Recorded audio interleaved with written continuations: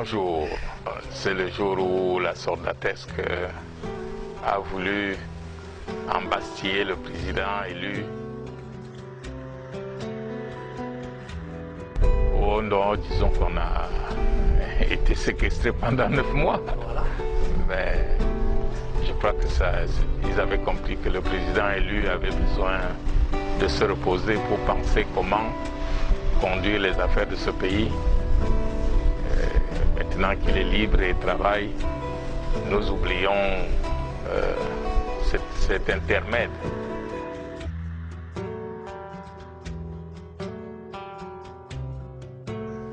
Mais je crois que le Covid-19 est une arme devant laquelle même les grandes puissances n'ont pas trouvé réplique.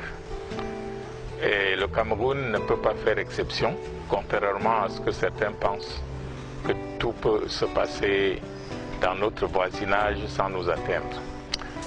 Disons que, pour ne pas rester dans la polémique, parce que étant une maladie dont les causes sont connues, et elles sont essentiellement l'importation du virus par des gens d'un point à l'autre. On ne va pas s'attarder à dire pourquoi on a traîné à fermer nos frontières. Mais le mal est là. On va tout simplement dire maintenant comment faire pour que ça ne nous décime pas. Et on ne va non plus s'attarder sur les chiffres qu'on donne parce que, disons, qu'aucune mesure de test collectif n'est mise en place, faute de moyens. Même chez dans les pays les plus développés, ils n'ont pas réussi à avoir suffisamment de tests pour tout le monde. On va se contenter des chiffres qu'on donne, mais l'heure n'est pas au décompte macabre. L'heure est, comme a dit le président élu, à comment faire pour limiter les dégâts. Et nous pensons que c'est une vue d'esprit que de parler de Covid-19 est une façon de se rouler soi-même. Donc c'est une pandémie qui est réelle, qui va faire des ravages si on n'y fait pas attention. Et je crois que c'est pour cela que le président élu est sorti pour dire attention, on ne peut pas laisser faire, on ne peut pas laisser suicider tout le peuple. Il faut faire quelque chose.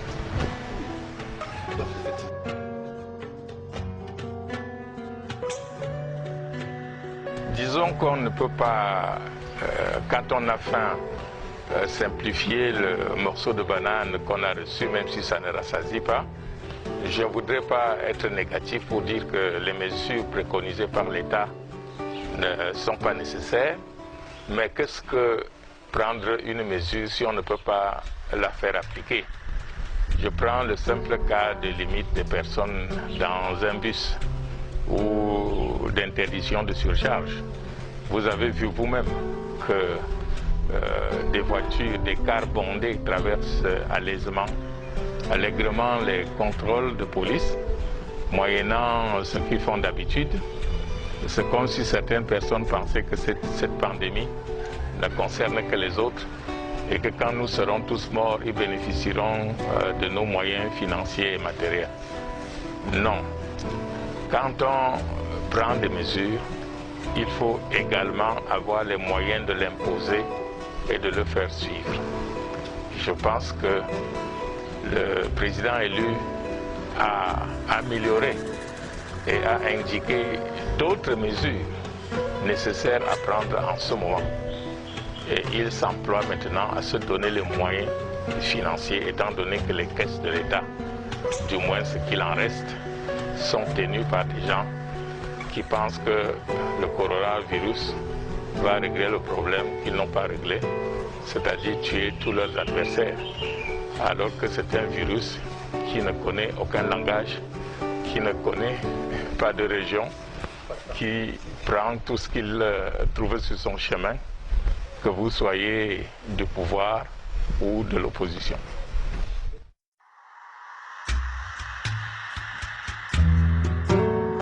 c'est le rôle d'un président, c'est le rôle d'un dirigeant. Étant donné que nous n'avons pas de médicaments, nous n'avons pas de moyens de prévention collective, c'est-à-dire un moyen pour vacciner ou pour distribuer des préventifs à tout le monde. Il se trouve des moyens préventifs où chacun peut s'auto-prémunir en respectant les consignes qui sont données, principalement en se confinant ou en portant des masques quand on va aller à la rencontre d'autres personnes. Ça, le président lui a insisté sur ces points. Les gens pensent que le confinement n'est pas possible. Et je peux vous assurer que les renseignements qui me viennent de Douala témoignent que le confinement a été respecté par beaucoup de personnes et qu'on n'a pas vu dans la rue autant de gens qu'on en voit souvent. La seule chose qu'il faut conseiller maintenant et insister dessus, c'est que pour ceux qui pensent qu'ils sont obligés de sortir de chez eux, il faudra maintenant appliquer la mesure qui impose de porter un masque et de garder la distance de séparation qui est indiquée depuis l'apparition de cette pandémie. Les gens vous diront qu'ils n'ont pas de masque. Effectivement, vous avez vu, cette maladie a pris tout le monde au dépourvu. Les Français ont commencé par dire que le masque était réservé au personnel médical. C'est normal. Ça, c'est l'exploitation politique de la situation. S'ils disaient qu'il fallait un masque à chacun, ils n'auraient pas le moyen de fournir un masque aux 55 millions de Français. Maintenant, le masque est devenu un objet d'enchère entre les grandes puissances. Comment les petits pays comme le Cameroun, avec des dirigeants qui sont imprudents et imprévoyants, va faire pour s'en sortir? Alors c'est le cas maintenant. Et nous l'apprenons également de la bouche de ceux-là chez qui la maladie a apparu avant d'arriver chez nous, qu'on peut soi-même confectionner son masque. Il faut absolument que les Camerounais qui sont ingénieux confectionnent leur masque. Je me serais attendu qu'au jour d'aujourd'hui, ceux qui ont usurpé le pouvoir réquisitionnent une société comme la SICAM pour qu'elle fabrique des masques avec les moyens que nous possédons, des masques en tissu. Et l'avantage de ces masques en tissu, c'est qu'on peut les réutiliser après les avoir bien nettoyés, bien stérilisés. Alors je voudrais insister, demander à chaque Camerounais, à chaque famille, de prendre un morceau de tissu, même un vieux drap, de bien le laver et de fabriquer des masques. C'est une occasion pour les Camerounais de faire d'une pierre deux coups. Les masques vont les protéger contre le Covid-19, mais il pourra demain les protéger aussi contre leur quête de liberté.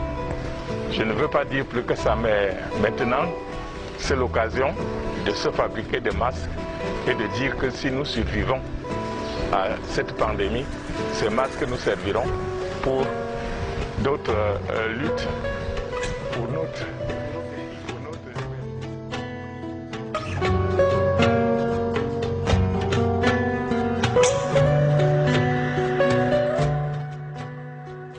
Mais le président élu a trouvé un nom formidable, survie. Nous devons survivre. Et la survie, chacun doit mettre du sien, chacun doit se battre de son côté pour la survie. Et dans cette cagnotte, il est impossible de penser que c'est une affaire des riches. Non, nous sommes tous riches. Même celui qui n'a rien peut diviser sa ration alimentaire d'une semaine par deux et verser 500 francs, 1000 francs dans cette cagnotte. Ceux qui s'étonnent devant les chiffres, quand ils apprennent qu'on a déjà 250 millions, ils se meuvent. Non, moi je crois que l'objectif à atteindre, il faudra qu'il y ait des dizaines de milliards dans cette cagnotte. Et cette cagnotte va se remplir. Il suffit tout simplement de rassurer les gens que l'honnêteté intellectuelle du président Kamto, sa probité, montre que cet argent sera utilisé à bon escient. qu'on ne se souvienne pas des aides qu'on avait données au Lion indomptable et que la valise est restée entre Yaoundé et l'Amérique. Non, je vous en supplie. Il y en a qui m'ont appelé pour dire « Ah ok, mais comme vous dites de faire des trucs là, moi je ne veux pas... » Non, chaque Camerounais sait comment aider sans que son nom apparaisse, s'il veut que son nom n'apparaisse pas. Et je voudrais ici rappeler un passage de la Bible qui dit qu'il est autorisé de voler pour aider les pauvres. Alors, messieurs, vous qui avez, je ne vais plus dire voler, vous qui avez mis de côté beaucoup d'argent du Cameroun, vous qui avez des milliards dans vos comptes que vous avez mis à l'époque sans autorisation, faites-en bon usage. Sortez cet argent, mettez-le dans la cagnotte, parce que si le Covid-19 venait à nous tuer tous, cet argent resterait dans les paradis fiscaux où vous les avez planqués. Au moins, on se souviendra que si vous n'aviez pas pris cet argent à l'époque où vous étiez là où vous étiez, d'autres les auraient pris, puisque nous sommes dans un gouvernement de pillards. S'il vous plaît, faites œuvre utile. Faites-le d'une façon anonyme, comme vous voulez. D'ailleurs, cet argent est rentré dans les paradis fiscaux d'une façon anonyme. Je supplie les Camerounais, surtout ceux de l'intérieur. Il ne faut pas penser que l'argent se trouve seulement à l'extérieur. Il y a plein d'argent au Cameroun. Participons à cette cagnotte et donnons au président élu la possibilité de montrer que s'il était aux affaires, il aurait géré ce pays autrement. Merci, honorable. Oui, merci, on parle partout.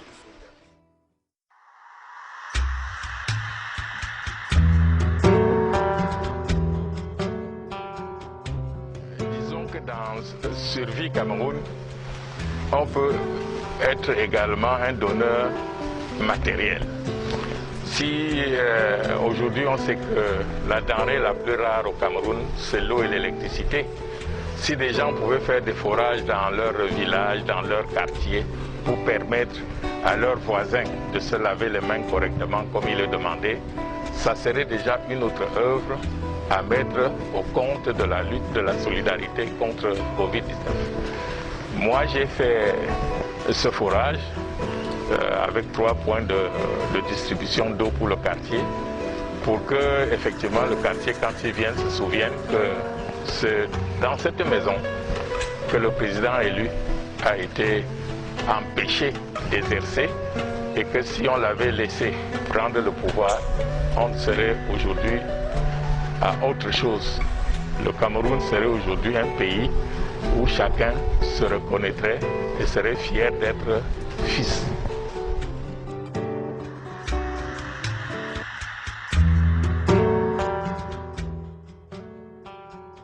Disons qu'il ne faut pas absolument parler seulement en termes de partis politiques. Il y a des Camerounais qui n'appartiennent à aucun parti et qui font des œuvres terribles. Il faut encourager chaque Camerounais, même ceux qui disent soutenir le parti au pouvoir et qui pourtant n'y gagnent rien. Il faut les encourager à participer à la solidarité pour que nous ayons un développement auto-centré et que nous soyons prêts maintenant à mettre la main ensemble, sans plus de distinction de parti comme vous venez de le soulever, sans distinction d'âge, sans distinction d'ethnie.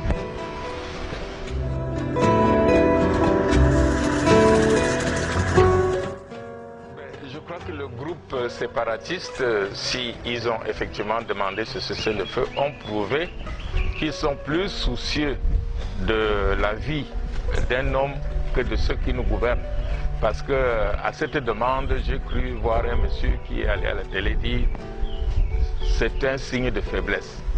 Vous savez, nous sommes en présence d'un gouvernement de brutalité, si bien que chaque fois que vous ne répondez pas brutalement comme eux, ça veut dire que vous êtes faible. Je pense que c'est l'occasion idoine pour sortir de cette sale guerre sans que personne ne se déclare vainqueur ou perdant. L'État aurait profité de cette situation pour déclarer lui-même que, ok, j'ai fait un cessez-le-feu. Mais nous connaissons ceux qui nous gouvernent, qui récemment n'ont pas eu même l'idée et disons la modestie de dire qu'ils n'ont pas gagné les élections. Ils ont gagné tous les sièges dans le nord-ouest et le sud-ouest. Ça veut dire que nous avons affaire à des gens qui ne savent pas partager et qui pensent qu'ils sont là.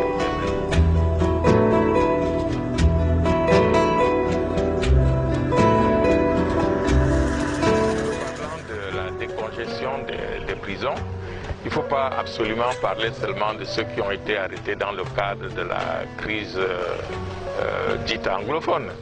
Non, il faut parler de tout le monde.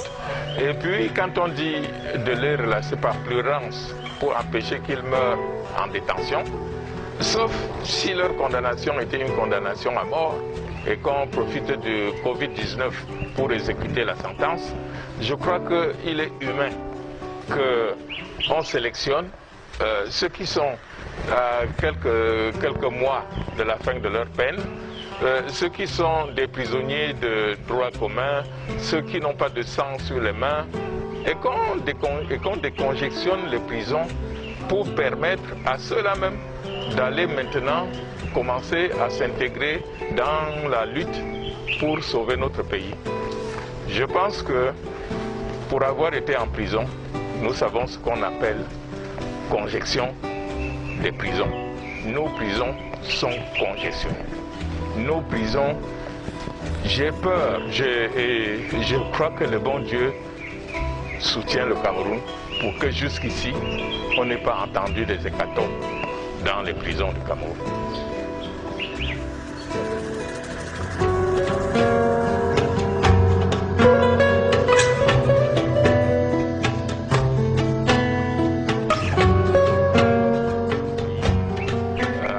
Demandez où est Monsieur Biya, ça n'étonne que ceux qui ne le connaissent pas bien.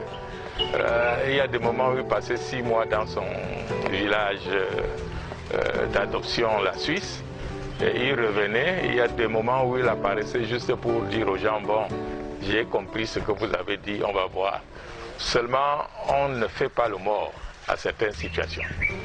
Devant certaines situations, si vous faites le mort, c'est que vous êtes mort. Et si vous êtes mort, même si on n'a pas vu votre cadavre, on vous considère comme un disparu. Et c'est dans ce cadre que les Camerounais vont, sous la houlette du président qu'ils se sont donné le 7 octobre 2018, constater bientôt que celui qui avait usurpé, Dieu soit loué, a abandonné. Il y a plusieurs façons de rendre le pouvoir. Se fuir, c'est se cacher, c'est peut-être mourir, mais nous ne souhaitons la mort à personne et nous espérons qu'il est quelque part. D'aucuns ont même dit qu'il s'occupe de sa famille, comme si nous ne faisions pas partie de sa famille. À partir du moment où il s'est déclaré président de la République, je crois que je fais partie de la famille que le président doit protéger. Et ce qui est inquiétant, c'est vrai, vous venez de le relever, pour quelqu'un qui dit qu'il est le meilleur élève de la France, si la France converse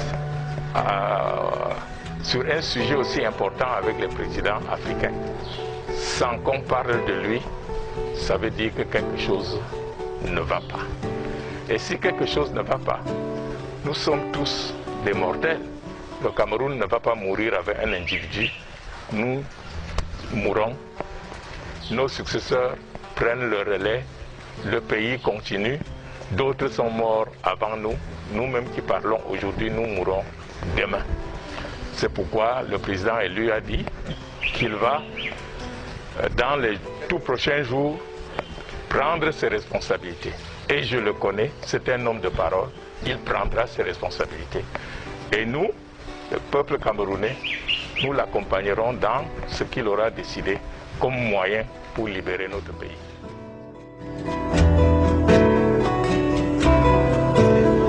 Non, la succession de gré à gré par son fils, ça, c'est des ballons d'essai que les gens lancent.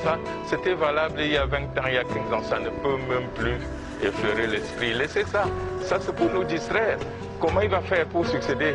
Il va aller à Yaoundé et sortir pour dire que me voici le président, mais les Camerounais vont sortir pour mourir. Et ils ne mourront pas parce que comme ils auront déjà leur masque anti-machin là, je crois que ça ne va pas se passer comme ils pensent. Non, je crois que je connais ces messieurs-là. Ils tentent, ils déjouent les Camerounais. La succession de Paul Biya se trouve ailleurs. Et nous savons où ça se trouve. Et quand on connaît où l'animal se cache, le chasseur, s'il ne l'attrape pas, c'est qu'il est un mauvais tireur. Et nous avons un bon tireur de pénalty. Le président Maurice Kamto n'a pas parlé en tant que président élu. Il a parlé en tant que citoyen, sauf si vous lui déniez maintenant sa citoyenneté camerounaise. Chaque Camerounais peut à tout moment s'inquiéter et demander aux institutions, si elles fonctionnent, d'éclairer une situation donnée, surtout l'absence prolongée du chef de l'État. Et ce qui est marrant, c'est que les gens pensent que quand un Nchinda va rendre compte, on croit. Et vous savez, au village, souvent le Nchinda, quand il vient, ce qu'il dit n'est pas ce que le chef a dit, il n'a même pas vu le chef. Le Nchinda profite de la maladie du chef parfois pour se remplir les poches, il vient chez vous. Je prends vraiment un cas que j'ai vécu. L'ancien chef de mon village, qui était mon papa, pendant qu'il mourait, son gardien était ici, dans cette maison, pour me dire que c'est lui qui l'envoie, pour me demander de donner de l'argent pour qu'on lui achète les œufs et tout. C'est moi qui lui ai appris qu'il est mort. Donc il venait comme ça pour se débrouiller. Donc autour de Biya maintenant, chacun se dit qu'il soit mort ou pas mort, ce n'est plus, demain ne sera plus aujourd'hui. Donc c'est des petits jeux. Mais ces jeux-là ne marcheront pas. Parce que ce que vous ne comprenez pas, avec la survie Cameroun, le président élu vient de mettre chacun devant ses responsabilités, y compris les membres des forces armées sur qui certains comptent pour confisquer le pouvoir. Vous serez surpris demain que ces gens deviennent patriotes et se rangent du côté du peuple. Donc je lance un vibrant appel à ceux qui cachent M. Biya, mort ou vivant, dans l'espoir de faire quoi? Qu'ils ne feront plus rien. Le temps là est passé, les Camerounais vont prendre leur destin en main derrière celui qu'ils ont librement choisi.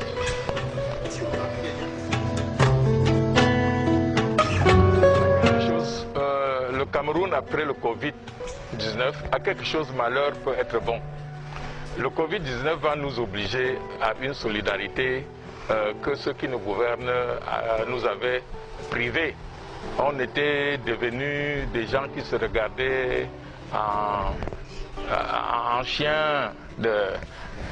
Moi, je dis, quand nous aurons traversé cette difficulté, il sera paisible pour celui qui va conduire les destinées du Cameroun de trouver un peuple prêt, un peuple aguerri, un peuple qui sort d'une souffrance et qui veut se reconstruire, qui veut aller de l'avant.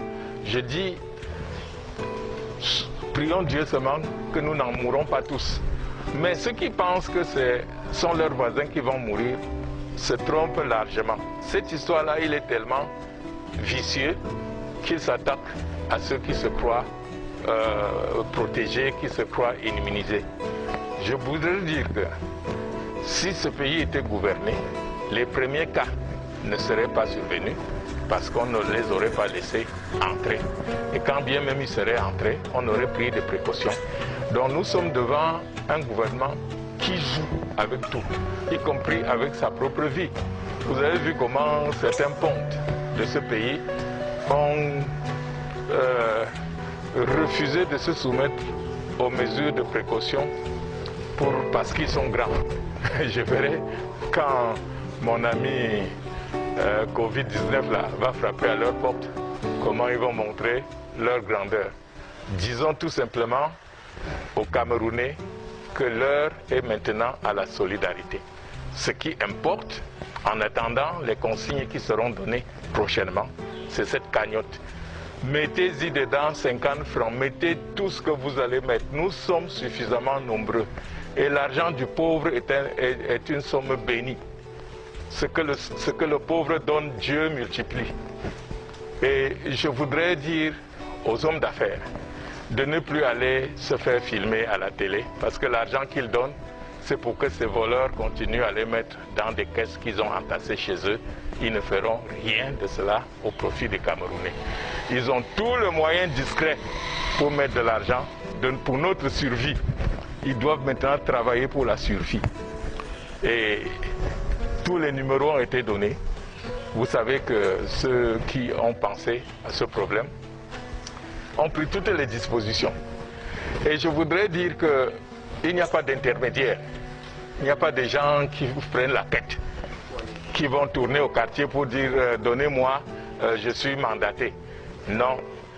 Ceux qui ne peuvent pas aller peuvent confier leur part à des gens donc, à qui ils ont confiance pour qu'ils aillent le verser, soit par Orange Money, soit par MTN, pour ceux qui sont dans le pays. Ceux qui sont dehors et qui savent utiliser les ordinateurs trouveront sur le site comment faire. Et je voudrais déjà remercier ceux qui ont commencé.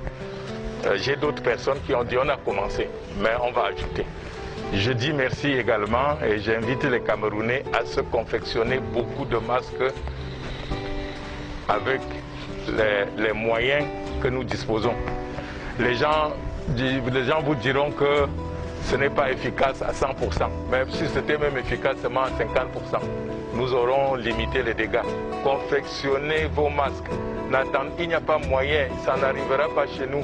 Même les grands pays se battent pour obtenir, ils n'obtiennent pas. Donc il faut que nous nous aidions nous-mêmes avant que le Seigneur nous aide. Je vous remercie.